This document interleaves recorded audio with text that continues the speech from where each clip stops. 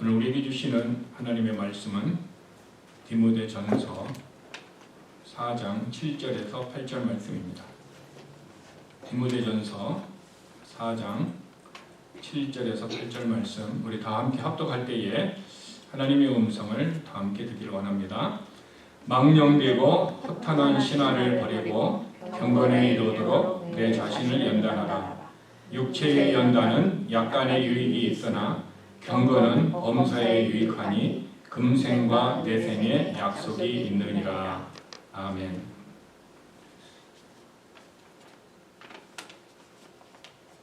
저는 신앙생활을 하면서 두 가지 의문이 늘 있었습니다. 첫 번째 의문은 내가 예수를 믿은 지 오래됐는데 내가 원하고 기대한 만큼 제가 변하지 않는 거예요. 나는 전도도 열심히 하고 싶고 베드로와 같이 설교를 통해서 많은 사람이 주님 앞에 돌아오는 이런 전도자도 되고 싶은데 그것이 안 되는 거죠. 내가 그런 모습으로, 능력의 모습으로 변하지 않고 내가 누구를 좀 용서해주고 작은 부분에 대해서도 친절을 베풀어줘야 되는데 그런 모습으로 내가 변하지 않고 내가 해야 할 일은 하지 않고 하지 않아야 할 일을 하는 내 모습에 저는 제 자신에게 실망을 하고 더 변하지 않는 것에 대해서 굉장히 기도를 많이 했습니다. 두 번째 고민은 뭐냐면은 나보다도 더 신앙생활을 더 많이 했던 연세에 있는 분들이 있어요. 70이요, 80이요, 심지어는 90이 넘었음에도 불구하고 신앙생활을 50년, 70년, 80년 했어요. 그리고 그분들은 권사님이고 집사님이고 장로님입니다. 그럼에도 불구하고 그들의 삶이 변하지 않는 부분에 대해서 저는 굉장히 고민을 했습니다. 그래서 하나님 앞에 기도하고 왜 우리는 변하지 않을까? 변하긴 변하는데 왜 나쁜 쪽으로 변하고 왜 좋지 않은 쪽으로 변해서 사람들에게 상처를 주고 좋은 쪽으로 변해서 사람들에게 위로를 주고 교회 부흥도 일어나야 되는데 왜 그것은 더딜까라는 그런 부분을 굉장히 많이 했습니다. 그러던 중에 여러 가지 요인이 있겠고 영적인 요인도 있을 수 있으나 그러나 저는 한 가지를 발견했습니다. 그 발견한 이유가 오늘 본문에 그 답을 주고 있습니다. 오늘 본문은 우리에게 이렇게 얘기하고 있습니다. 경건에 이르도록 내 자신을 연단하라 얘기하고 있습니다. 경건에 이룰 수 있도록 너희 자신을 연단하라. 이 얘기는 내가 경건에 이르지 않았고 경건에 이르도록 연단을 하지 않았기 때문에 내 자신의 삶이 변하지 않는다라는 것입니다. 그러면은 경건에 이르고 내가 경건에 이르는 연단을 하게 되면은 사람이 변할 수 있을까라는 질문을 우리는 하게 되는 것입니다.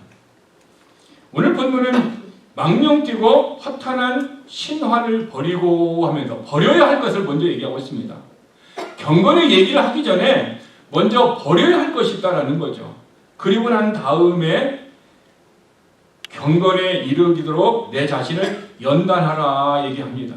이 얘기는 연단하라 하기 이전에 무엇을 먼저 해야 됩니까? 버릴 것이 있다라는 것을 얘기합니다. 이 얘기는 성령과 육신은 서로 대적하는 관계입니다. 빛과 어두움은 서로 함께 할 수 없는 존재들입니다. 이와 마찬가지로 우리 안에 버려야 할 것은 망령되고 허탄한 신화인데 이것을 버려야만이 내 마음 안에 무엇이 들어올 수 있다? 경건의 능력이 있을 수 있다라는 것입니다. 그러므로 버릴 것은 버리고 연단할 것은 연단할 때에 우리의 삶이 어떻게 합니까? 변화된 삶을 살 수 있다라는 것입니다.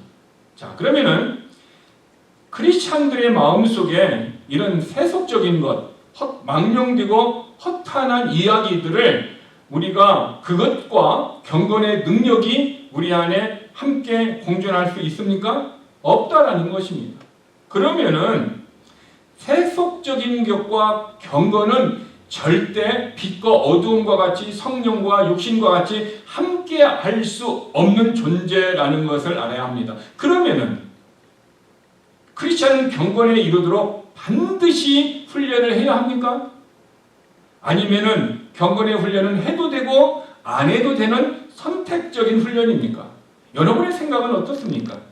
만약에 경건의 훈련이 크리스천들에게 반드시 필요한 훈련이라면 우리는 오늘 그 경건의 훈련을 멈춰서는 안 되고 그 경건의 훈련을 우리는 해야만 된다라는 것입니다.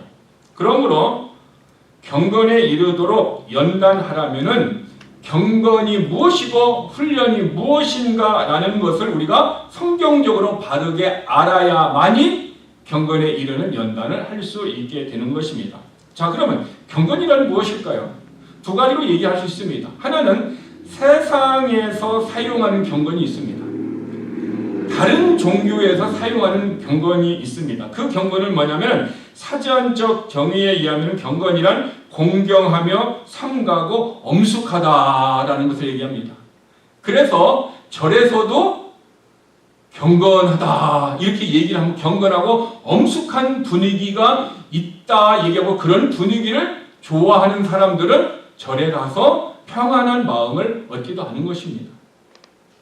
그러므로 공경하며 삼가하고 엄숙하다는 이 얘기는 세상과 종교에서 사용하는 경건이라는 뜻입니다.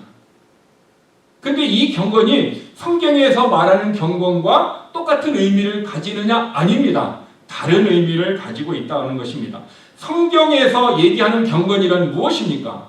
성경에서 얘기하는 이 경건을 성경은 영어 성경으로 얘기하면 가들리니스라고 얘기합니다.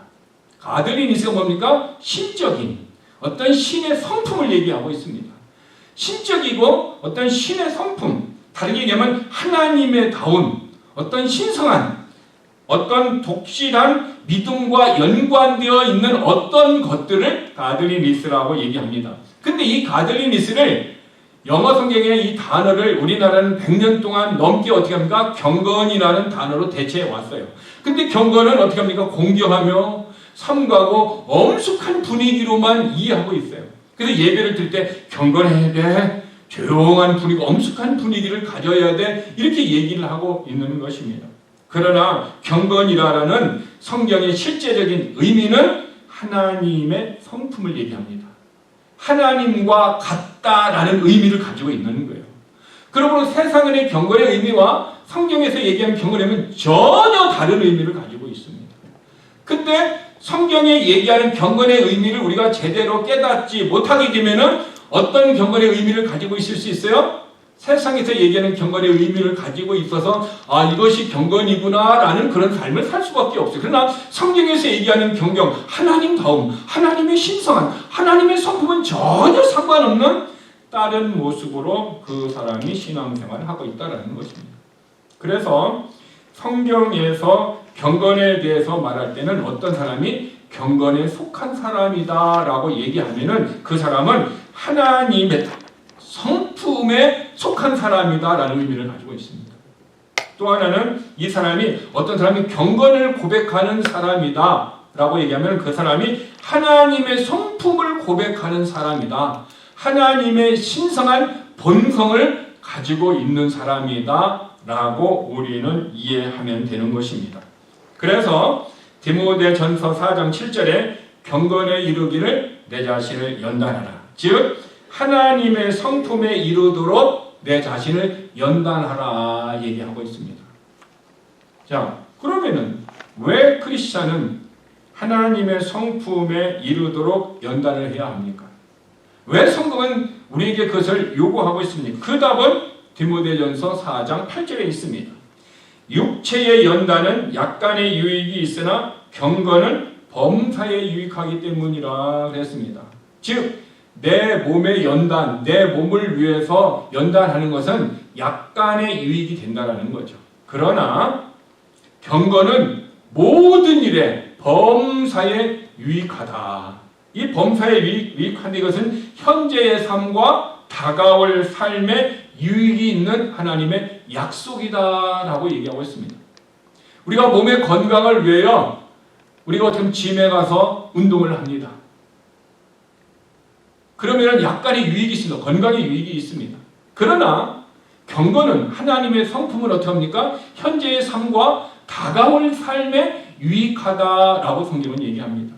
그러므로 우리는 몸의 건강을 위해서 이 몸의 연단도 필요하고 또 내 영적인 삶을 위해서 경건의 연단도 필요하다라는 것을 우리는 알게 되는 것입니다. 자, 그러면은 경건이 하나님의 성품이라면은 그러면 연단하다는 의미는 무엇입니까? 경건에 이르도록 연단하라 얘기하고 있습니다. 연단하라는 의미는 단련하다라는 의미를 가지고 있습니다. 영어로 얘기하면은 이 연단하다는 의미가 어떤 단어인 줄 아세요? exercise를 얘기합니다. exercise. 무엇을 합니까? 연습해야 된다. 훈련해야 된다는 의미를 가지고 있어요. 하나님의 성품에 이르도록 너희는 어떻게 한다? 훈련해야 된다라는 것입니다. 이 훈련하다라는 단어, 연단하다라는 단어가 문법적으로 보면은 명령형, 현재, 능동태입니다. 이것은 명령형이라는 거예요. 해도 되고 안 해도 되는 말이 아니라 반드시 해야 되는 주님의 명령이라는 것입니다. 그런데 이것이 현재 능동태라는 거예요. 내가 과거에 일회적으로 한 번 했으니까 현재적으로 안 해도 된다는 것이 아니라 과거에 했어도 현재 지금 내가 계속해서 어떻게 합니까? 훈련을 해야 된다. 능동태 뭡니까? 내가 스스로 자발적으로 해야 된다는 거예요. 그러므로 저와 여러분이 하나님의 성품에 이르도록 오늘 지금 현재적으로 내가 자발적으로 내가 어떻게 주님의 명령을 따라 훈련해야 되는 것이 하나님이 우리에게 가르쳐 준 말씀입니다. 그러므로 날마다 반복적으로 하나님의 성품에 이를 수 있도록 우리의 마음을 어떻게 합니까? 훈련하게 되면은 그 사람이 어떻게 된다? 신앙이 성숙하게 되고 믿음이 인크리스, 증가하게 되기 때문에 그 사람의 삶이 어떻게 됩니까? 변한 삶을 살게 되고 다른 사람이 그 사람의 모습을 보았을 때 아, 저 사람 크리스찬이야. 저 사람 하나님을 닮았어. 저 사람 주님을 닮은 것 같아 라고 그들에게 눈으로 보이는 성장의 모습이 나타나는 거예요. 그러니까 내가 계속해서 훈련을 할 때 하나님이 우리를 도와주실 뿐만 아니라 성장하게 해주시니까 사람들이 내가 성장한 모습을 볼 수 있다는 거죠. 그러므로 가정에서 부모님들의 신앙이 경건에 이르도록 이렇게 훈련, 엑서사이즈를 날마다 하게 되면 자녀들이 그 모습을 보아요, 안 보아요? 보기 때문에 자녀들의 신앙은 이래라 저래라 우리가 마땅히 가르쳐야 되지만 보고 배워서 온전한 삶을 살게 되는 것입니다. 그런데 자녀들에게 주일날 예배드리러 가라 얘기하면 자녀들이 뭐라고 한자를 속으로 예 알았습니다 하고 얘기하지만 자녀들이 좀 크면 뭐야? 어머니나 빠지지 말고 가시지. 말은 안 하지만 마음속으로는 그렇게 얘기합니다.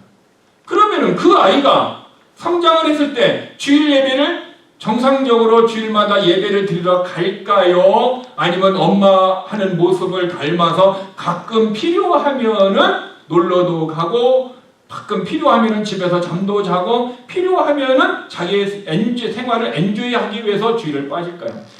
뻔합니다. 우리나라 속담에 3살 버릇 여든 간다.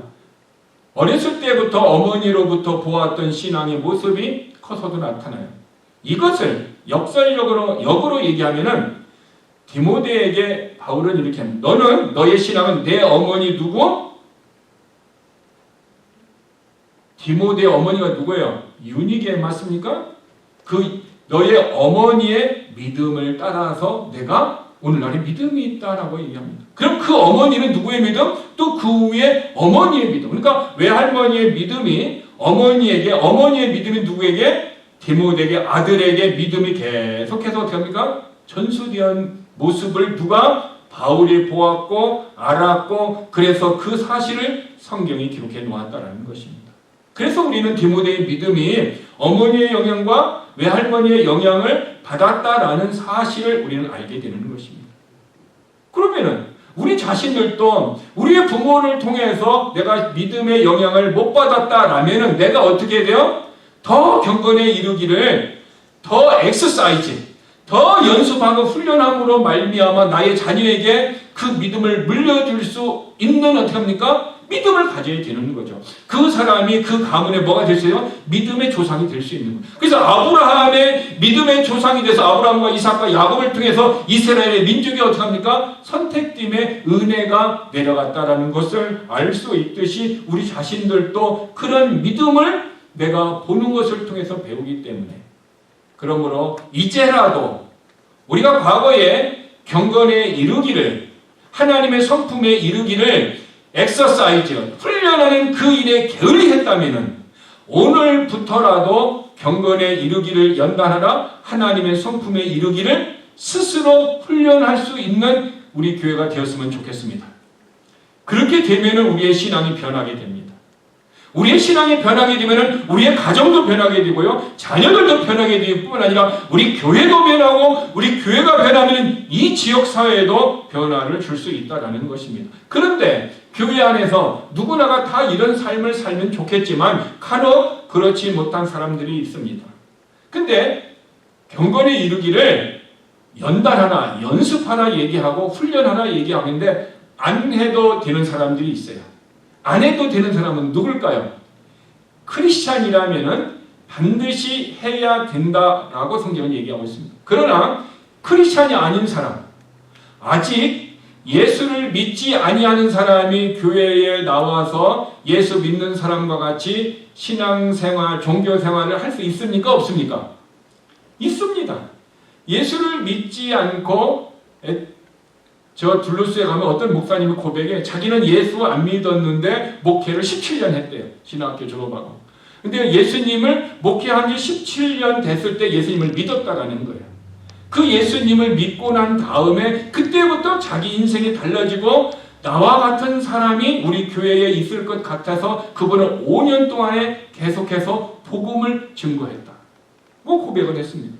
그래서 친구 목사에게 그런 사실을 얘기했더니 친구 목사가, 아니 목사가 돼서 예수님을 믿었다라는 것이 창피하지 않습니까? 자존심 상하지 않습니까? 라고 질문했더니, 그거는 내 영혼이 지옥에 가고 천국에 가는 문제인데 이제라도 내가 예수님을 믿었다는 것이 얼마나 큰 축복입니까? 그것은 수치스럽고 창피한 것이 아니라 어떻게 합니까? 자랑해야 할 문제고 또 우리 교인들에게 간증해야 할 일입니다. 한국의 선한 목자 교회에 담임 목회셨던 유땡땡 목사님이 계십니다. 그 목사님도 3대째 가문이 예수님을 믿는 집안이라고 그랬습니다. 그런데 자기는 예수님을 안 믿고 목사가 되었어요. 예수님을 안 믿고 목회를 했습니다.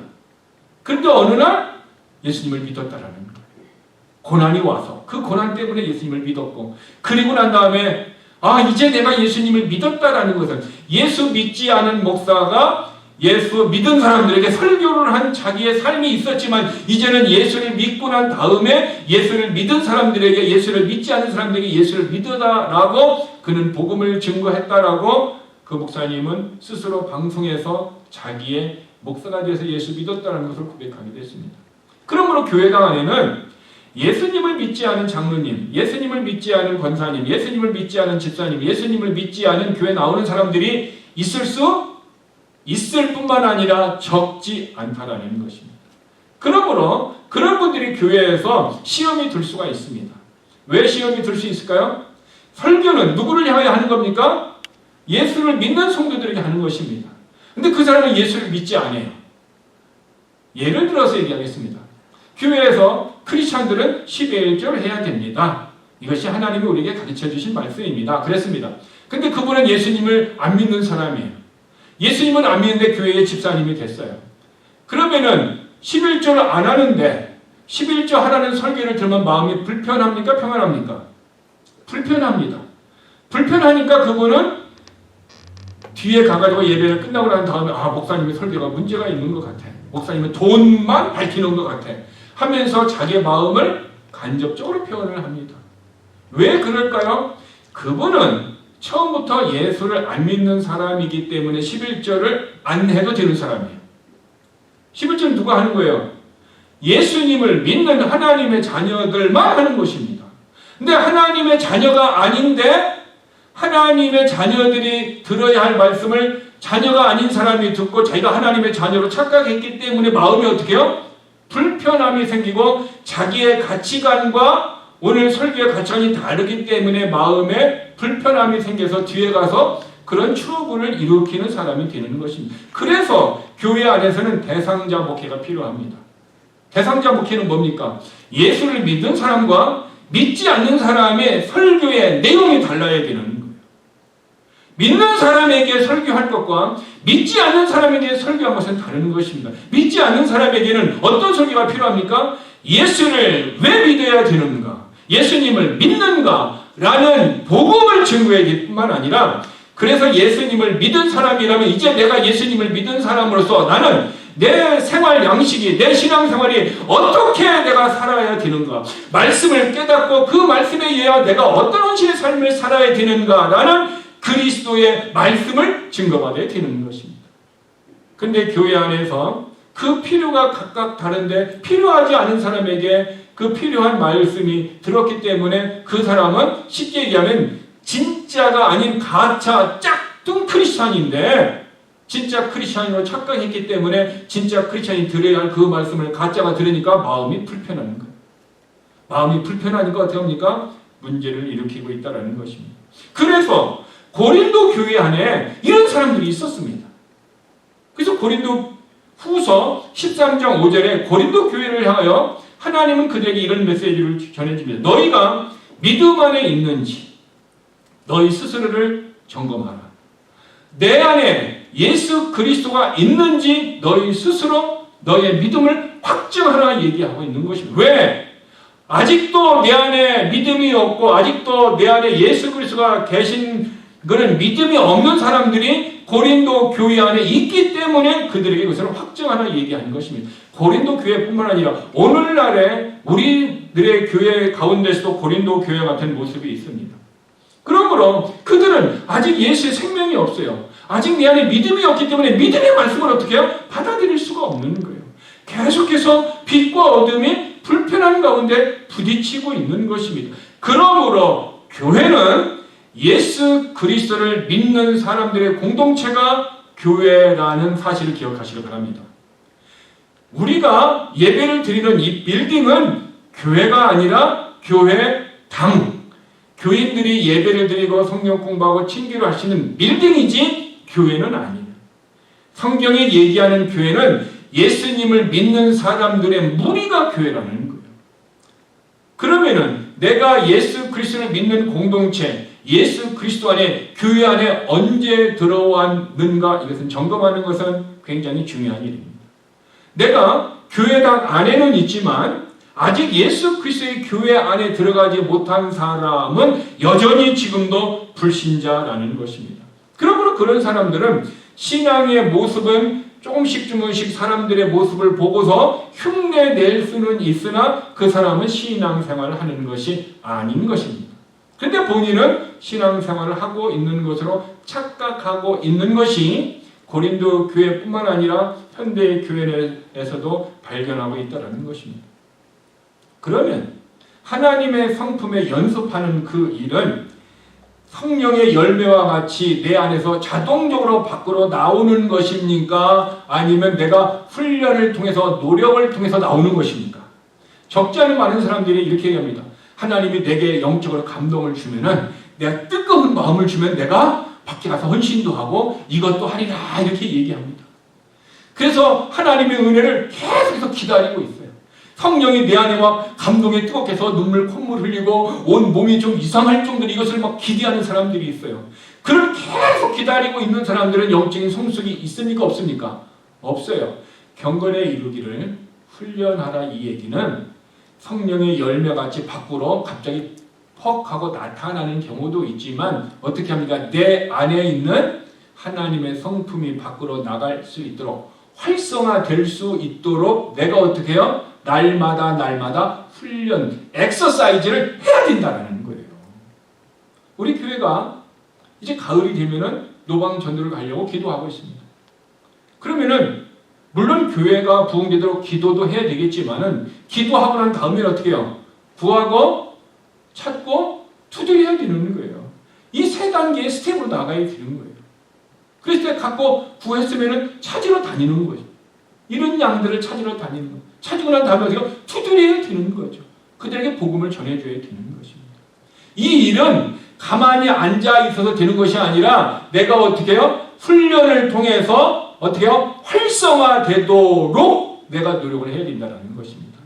그랬을 때 내가 하나님의 성품에 이르는 훈련을 하게 되는 것입니다. 한마디로 얘기하면은 경건의 훈련이란 하나님의 성품에 이르는 훈련인데, 하나님의 성품에 이르기 위해서 어떤 훈련을 해야 되느냐 하면은 하나님의 말씀을 따라서 나의 생각과 말과 행동과 내 삶의 가치관과 습관 등을 하나님의 말씀대로 나를 고쳐나가는 훈련을 얘기하는 것입니다. 하나님의 말씀이 기준이 되고 캐논, 표준이 되어서 하나님의 말씀에 벗어난 나의 언어, 나의 생각, 나의 마음, 나의 가치관, 습관 등을 어떻게 해요? 하나님의 말씀으로 나 자신을 고쳐나가는 훈련이라는 거죠. 이것을 어떻게 해야 됩니까? 날마다 해야 됩니다. 즉 하나님의 말씀의 거울로 내 영혼을 비춰보고 내 마음을 비춰보고 난 다음에 내가 이런 생각을 해서 하나님의 생각에서 벗어났구나. 내가 이런 말을 통해서 잘못된 말을 했구나. 내가 이런 가치관이 하나님의 가치관과 맞지 않는구나. 내가 이런 습관이 있는데 잘못된 습관이구나 라는 것을 먼저 깨닫고, 깨달은 다음에 하나님의 말씀으로 나를 어떻게 합니까? 맞춰 나가는 거예요. 나를 맞추기 위해서는 그것을 훈련해 나가는 것입니다. 그것이 경건에 이르도록 훈련하는 것입니다. 그런데 경건의 훈련을 간혹 적용을 하는 데서 오해하는 사람들이 있어요. 하나님의 말씀에 나를 맞춰가야 된다. 그 말은 맞는데 이것을 잘못 오해해서 어떤 사람들은 이렇게 할 수가 있습니다. 성경을 다 이렇게 들고 있다가 내가 오늘은 하나님의 말씀에 어떻게 맞춰 나가야 될까 하다가 갑자기 아침에 일어나다가 성경을 짠 하고 열고 다음에 손가락을 눈 감고 딱 찍어가지고 오늘이 이것이 내게 주신 말씀이다라고 이걸 맞춰야지 하고 딱 하고 어떤 사람이 딱 찍었더니 그 말씀이 뭐가 나왔냐면 마태복음 27장 5절 말씀이 나왔어요. 근데 27장 5절 말씀을 딱 읽고 난 다음에 이분이 깜짝 놀라는 거예요. 왜? 마태복음 27장 5절에 유다가 은을 성수에 던져놓고 물러가서 스스로 목매어 죽은지라. 잘못하면 내가 어떻게 해요? 스스로 목매어 죽어야 되는구나. 이렇게 오해할 수 있는 거예요. 이건 하나님이 나에게 잘못된 말씀이야 하고 그가 어떻게 해요? 다시 해야지. 그래서 다시 딱 해갖고 쫙 열고 손가락을 딱 이번에 이쪽에 했으니까 이쪽을 딱 찍었어. 이쪽에 딱 찍었더니 뭐냐면 누가복음 10장 37절에 나왔어. 누가복음 37장에 보니까 이르되 자비를 베푼 자니다 예수께서 이르되 가서 너도 이와 같이 하라. 이게 뭐예요? 앞에 말하고 첫 번째 말씀과 두 번째 말씀을 연결하면 첫 번째 말씀은 뭐예요? 유다와 같이 목매어 죽으라는 거예요. 두 번째 말씀은 뭡니까? 너도 이와 같이 하라는 거예요. 이것은 뭔가가 잘못돼서 하고 다시 이 사람이 세 번째 딱 펴가지고 딱 이쪽에 또 찍었어. 딱 찍었더니 이 말씀에 요한복음 13장 27절이 나왔어. 그랬더니 요한복음 23장 7절에 보니까 예수께서 유다에게 이르시되 내가 하는 일을 속히 하라. 여러분, 이렇게 경건의 훈련을 하는 게 아니에요. 그래서 내가 원하는 것은 좋아하고 내가 원하지 않은 것은 싫어하고 그래서 그것을 멈추는 그런 것이 아니라 실제적으로 하나님의 말씀 설교를 듣는다든가 성경을 읽는다든가 성경을 공부한다든가 하나님이 이것이 내게 주신 말씀이나 나는 마음으로 믿음으로 받아들인다면은 그 말씀에 내 자신을 어떻습니까? 맞춰 나가는 것입니다. 계속해서 하루 이것을 과거에 한 번 했으니까 오늘은 멈추지 아니라 현재 능동태 명령형이라는 사실을 우리가 기억해야 합니다. 그래서 이렇게 자기의 생각과 가치관과 모든 습관들을 하나님의 말씀에 맞춰간 사람, 하나님의 성품에 날마다 훈련한 사람들의 이름을 히브리서 11장에 기록해 놓았습니다. 그래서 히브리서 11장은 믿음의 전당입니다.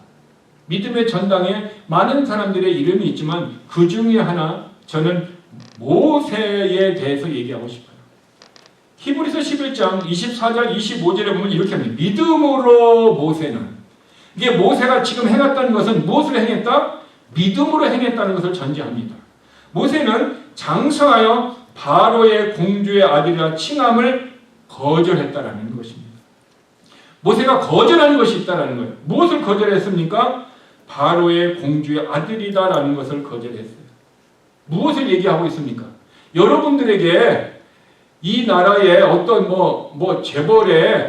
재벌로 여러분들을 입양을 시켜가지고 어떻게 해요? 그분의 자녀가 되도록 해서 모든 재산을 상속시켜 준다라는 것이 있다면 적지 않은 사람들이 입양을 선택할 수도 있습니다. 그런데 모세의 마음은 바로 공주의 아들이라 칭함을 거절했다는 거예요.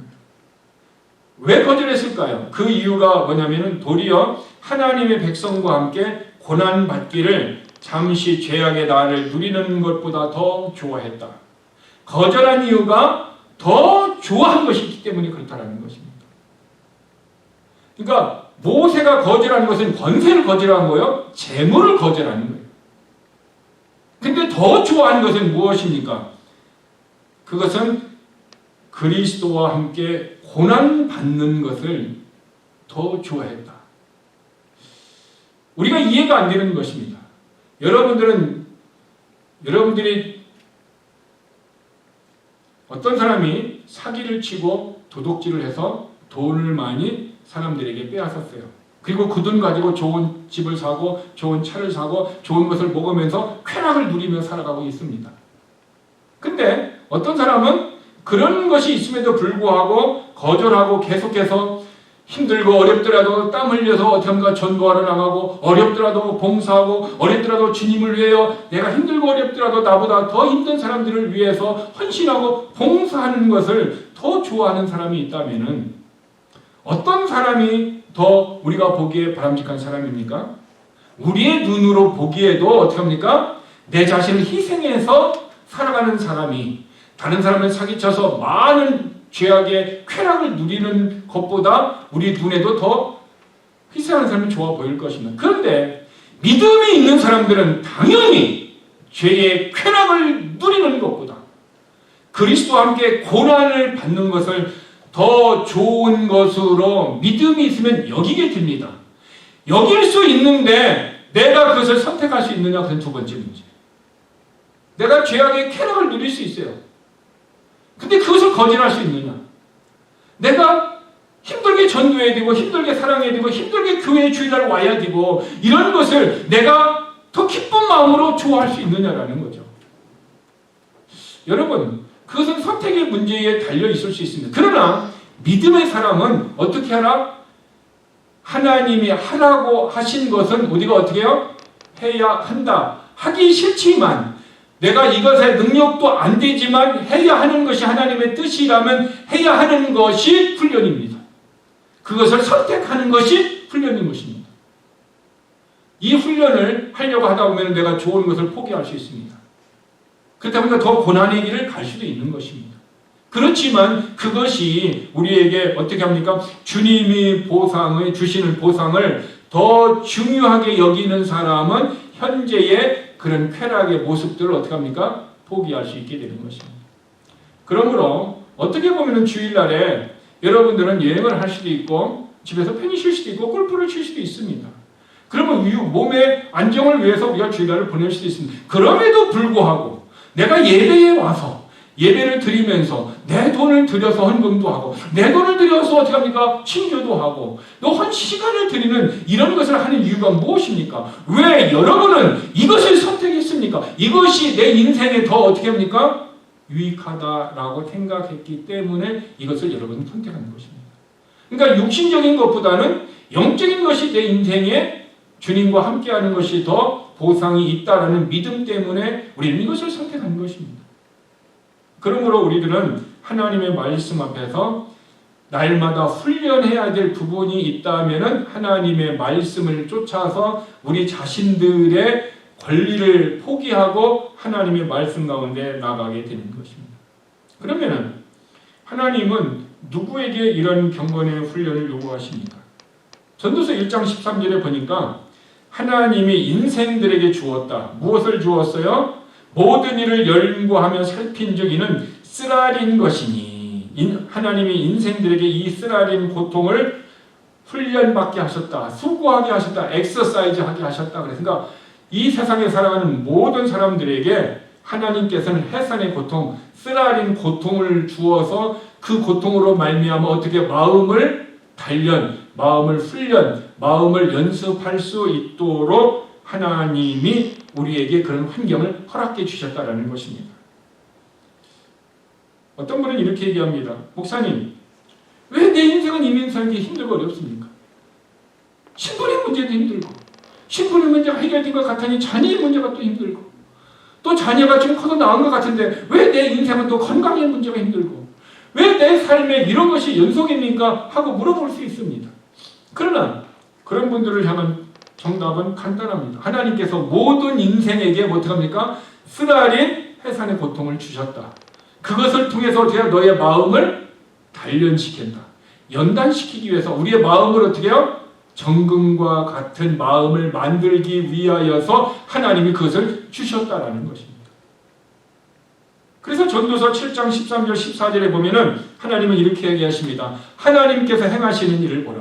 하나님께서 지금 일을 어떤 행하시고 있다라는 거죠. 하나님께서 굳게 하신 것을 누가 능히 펴겠느냐. 하나님께서 너의 인생을 여전도에 좀 굳게 만들었어요. 왜? 굽은 것을 통해서 어떻게 해요? 하나님 앞에 돌아오고 너의 마음이 더 신실해지기를 원하기 때문에 굳게 놓았다라는 거예요.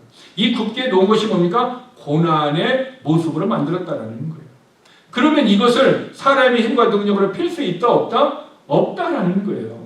이 고난의 모습을 훈련으로 내가 어떻게 해요? 받아들이고 이 고난을 통과해야 된다라는 것입니다. 그래서 하나님은 우리 인생에게 우리의 미래의 일을 알지 못하게 하는데 두 가지 일을 병행하게 했다 얘기하고 있습니다. 우리 인생의 모든 사람에게 두 가지 일이 같이 이렇게 병행하게 교차되게 했는데 어떤 것입니까? 형통한 날과 곤고한 날이 있다라는 거예요. 그래서 형통한 날에는 너희가 어떻게 하라? 기뻐하고 곤고한 날에는 어떻게 하라? 뒤를 돌아보라. 곤고한 날에는 어떻게 합니까? 뒤를 돌아보아 내가 왜 이런가? 내 자신의 모습을 살펴보라 하고 얘기하고 있는 것입니다. 그러므로 저와 여러분의 삶에 정말로 지금 내가 하나님이 내 인생 가운데 영적으로, 환경적으로, 어떤 상황적으로 곤고한 환경이 있다 하면은 우리는 이 곤고한 환경을 어떻게 해야 됩니까? 많은 사람들은요, 하나님이 곤고한 환경을 줬어요. 하나님이 환난을 줬어요. 하나님이 고난을 줬는데 어떤 사람들은 어떻게 합니까? 하나님이 이 고난을 내게서 없어지게 해달라고 기도합니다. 그 고난은 그 사람에게 반드시 필요하기 때문에 주신 것인데 하나님의 마음을 모르기 때문에 이것을 피해달라고 기도하는 거예요. 하나님은 그러므로 피해달라고 기도하는 그 사람에게 고난을 피하도록 하실까요? 아닙니다. 그 고난을 통해서 내 자신이 모습이 신실함으로 하나님이 원하는 마음으로 하나님이 원하는 모습으로 내가 빚어지기를 원한다는 것입니다. 그래서 사람들이 하나님의 왜 내게 이런 고난을 허락하셨는가 라는 것을요, 내가 잘못할 수도 있고 때는 다른 사람, 잘못된 사람을 만나서 고난이 올 수도 있습니다. 그렇지만 근본적으로 우리는 무엇을 통해서 나를 보아야 됩니까? 하나님의 말씀을 통해서 나를 살펴보아야 합니다. 왜 하나님이 이런 고난을 내게 허락하셨습니까? 하나님 왜 이런 환경을 우리에게 주셨습니까? 왜 하나님 이런 환경을 우리 교회에게 주셨습니까? 라고 물어봐야 되는 거예요. 그러면 오늘의 이 환경을 통해서 개인적이든 교회적이든 어떤 가정적이든 나라와 민족적이든 하나님이 허락하신 그 부분들에 대해서 우리가 묻고 이 부분을 피해달라고 기도하지 말고 이 부분을 이길 수 있는 믿음을 달라고 기도해야 되는 것입니다. 그랬을 때 이 고난을 넉넉하게 이김으로 말미암아 우리의 삶이 하나님이 원하는 모습으로 빚어질 뿐만 아니라 하나님이 원하는 환경으로 우리를 만들어 주시는 것입니다. 그래서 전도서 1장 13절에 하나님이 인생들에게 쓰라린 고통을 훈련받게 하신 것이라, 무엇을 마음을 훈련받게 하신 것이라 얘기합니다. 그래서 전도서 3장 10절에는 사람들이 인생들에게 노고를 주사 애쓰게 하신 것을 내가 보았노라. 애쓰게 뭐예요? 엑서사이즈 한다고 하나님이 고난을 줘가지고 그들의 삶이 훈련하는 것을 하나님이 주셨고 그것을 어떻게 보면 하나님이 보고 계신다라는 거예요. 그래서 우리는 그 고난을 어떻게 합니까? 이겨내야 합니다. 그런데 이 고난을 이겨내지 못하고 이긴 사람들은 더 주님의 뜻과 은혜를 알고 신실한 모습으로 가는데 이기지 못해가지고 어떻게 합니까? 더 좌절되고 더 낭망되고 더 페인으로 드는 사람들이 우리는 간혹 볼 수 있습니다. 왜 그럴까요? 잠언 24장 16절에 보면 대저 의인은 7번 넘어질지라도 다시 일어난다. 즉 의인은 예수 그리스도를 믿는 사람들은 하나님께서 연단, 단련, 훈련을 하다가 계속해서 넘어지고 힘들고 고통 가운데 있어도 7번까지 넘어져도 8번째 일어나도록 하나님이 도우신다는 거예요. 그런데 악인은 재앙으로 말미암아 엎드러지느니라. 이 얘기는 악인은 하나님께서 해로움 속으로 빠지게 하겠다라는 거예요. 왜? 해로움 속에 빠져서 어떻게 합니까? 그가 누구를 만날 수 있도록? 하나님을 만날 수 있도록. 그러니까 믿음의 사람들은 우리를 정결하게 하지만 다시 일어날 수 있는 힘도 믿음도 용기도 주지만 그러나 악인들은 예수를 믿지 않으면 하나님이 고통 속으로 더 몰아넣는다라는 거예요. 그래서 그 고통 속에 누구를 만나니까 하나님을 만나야 되는 것입니다. 그래서 많은 사람들이 고통 속에서 하나님을 만났다라는 우리는 어떻게 합니까? 간증들을 들을 수 있는 것입니다.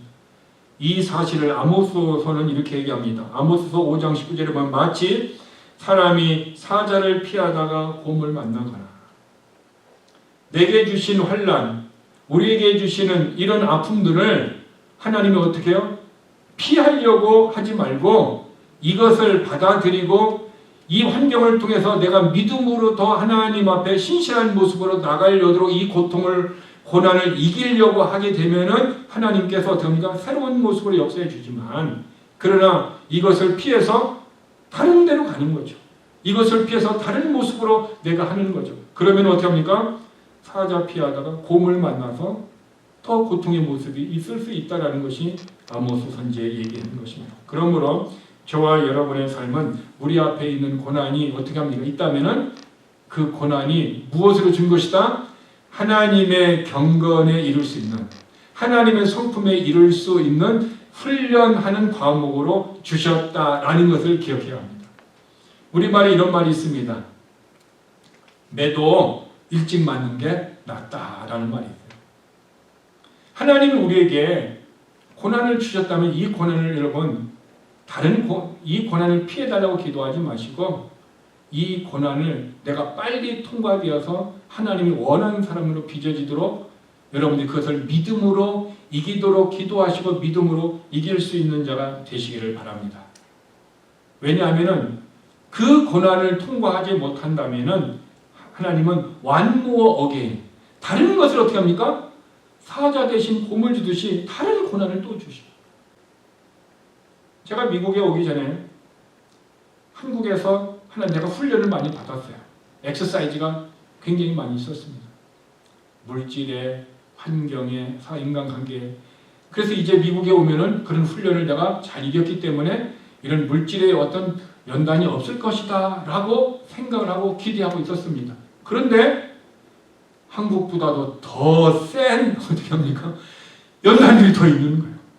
한국에 있는 것보다 막 10배, 20배, 30배, 아니 100배 정도 큰 시련, 환난들이 막 가정 가운데, 제 인생 가운데 오는 거예요. 저는 그런데 그것 때문에 한 번도 하나님을 원망하지 않았습니다. 이것이 하나님께서 내게 필요하시기 때문에 허락하신다면 하나님께서 7번 넘어져도 8번 일어날 수 있도록 도와주신다면 나는 좌절하지 않고 하나님을 원망하지 않고 나는 이 길, 이 믿음의 길, 이 목회의 길을 포기하지 않냐고 내 인생이 끝나는 그 날까지 나는 믿음의 길을 가리라. 나는 내게 주신 길을 가리라. 이렇게 결심했고 기도했고 그때마다 하나님은 저를 위로하여 주셨고 일으켜 세워주셨고 그 연단들을 훈련할 수 있도록 하나님이 저를 도와주셨습니다. 여러분 우리 인생에 어떤 연단들이 어떤 훈련들이 또 있을지 모릅니다. 우리 교회에 어떤 일들이 있을지 모릅니다. 그러나 우리에게 주신 이 연단을 우리는 이겨야 합니다. 우리 개인적으로 주시는 그 연단을 우리는 이겨야 합니다. 하나님께서는 우리들에게 어떻게 합니까? 더 놀라운 것으로 허락하여 주실 줄 믿습니다. 그런데 이런 것이 있습니다. 그 연단의 훈련을 어떻게 합니까? 누가 나를 도와줍니까? 라고 질문을 한다면 우리는 사도행전 24장 16절의 말씀이 필요합니다. 이것으로 말미암아 나도 하나님과 사람에 대하여 항상 양심의 거리낌이 없기를. 하나님과 사람에 대해서 어떤 일이 있는데 그 일이 그 두 부류, 하나님과 사람에 대해서 내 스스로 내 양심에 거리낌이 없도록 항상 내가 힘쓰나이다, 엑서사이즈 했다라는 거예요. 그러니까 어떤 상황이 왔을 때, 어떤 일들이 왔을 때에 하나님과 사람 앞에서 내 양심이 부끄러움이 없는 양심, 죄를 짓지 않는 그런 양심에 이르도록 항상 어떻게 해야 된다? 스스로 엑서사이즈, 훈련해야 된다는 거예요. 이 부분이 바울의 인생의 좌우명이었고 그의 인생의 정말 중요한 목표였습니다. 저도 이 훈련을 하는 것이 얼마나 힘든지 몰라요. 사람 앞에 내가 하는 이 일이 양심에 거리낌이 없다. 내가 양심에 내 스스로 시축하지 않고 내 양심에 범죄함이 없는 삶이 되기 위하여 스스로 엑서사이즈 하는 그 일이 너무 힘들다라는 것을 제가 알아요. 왜? 제가 해보니까 그래요. 지금도 하고 있어요. 하나님뿐만 아니라 사람들을 의식하면서 내 양심에 거리낌이 없기를. 예를 든다면 어떤 분이 돈이 많아서 벤츠를 타고 다닙니다. 그리고 명품백 하나에 10,000불짜리 되는 어떤 프라다를 메고 다닙니다. 그리고 어떤 명품 옷을 입습니다. 그래서 그분이 교회에 오면은 최소한 어떻게 합니까? 몸에 두르고 드는 것이 기본적으로 10,000불 정도가 됩니다. 근데 그 사람이 와가지고 그러는 것입니다. 아, 내가 이번에 가방 프라다를 샀는데 좀 색깔이 마음에 안 들어서 내가 샤넬로 바꿔야 되겠다. 이렇게 얘기를 한다고 가정을 해봅시다. 그 사람이 그렇게 좋은 옷을 입고 좋은 환경에서 하는 것이 죄입니까? 아닙니다. 그 사람에게 그런 물질적인 여유가 있어서 그런 삶을 사는 것은 법적으로도 문제도 없고 신앙적으로도 아무 문제가 없습니다. 근데 문제가 있을 수 있어요. 어떤 문제가 있었어요?